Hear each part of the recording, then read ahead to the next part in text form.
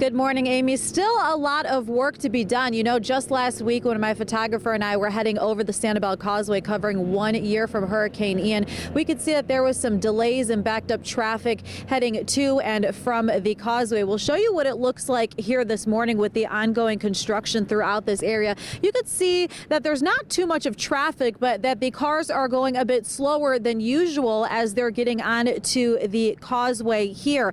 And now what's happening from October through November, well, portions of the lanes will be narrowed to 10 feet. As we know, this is the Florida Department of Transportation emergency restoration of the Sanibel Causeway. So as I said, portions of the travel lanes near the bridges on the causeway will be narrowed to 10 feet with a 1-foot shoulder and barrier wall on each side. So you need to be aware of that. Now, overnight is when a lot of the work is going to take place. Crews are going to actually shift the travel lanes on the first causeway island to the temporary roadway.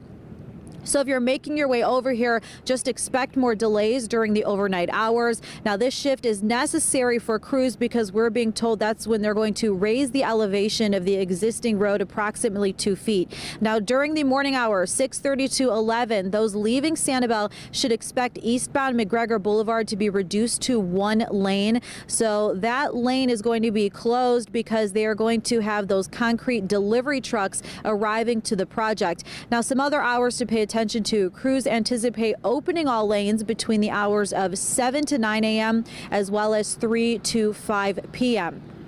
So, of course, you just need to be aware that this is obviously an active construction zone. So you are also going to see workers that can be flagging you throughout the areas. Bicyclists are encouraged to use another way of transportation, and then no pedestrians are permitted on the Sanibel Causeway. And you know, Amy, just this morning, my photographer Johnny and I headed over the Sanibel Causeway just to get a better look at the construction for ourselves. Obviously, we're not up there right now because it's just not safe with all of the work that's going on. But even we had to make a few complete stops because those construction crews actually had to come and walk in front of the car. They were putting yellow tape down. So you just need to be aware and make sure you have patience and you drive slowly over the Sanibel Causeway. We're being told that these delays can be expected throughout the whole entire month of October as well as November. So just be aware heading through the area here. Still a lot of work to take place after Hurricane Ian, but that's just so they could get this causeway back to 100%. Live here near the Sanibel Causeway, Elise Chingari, Fox 4.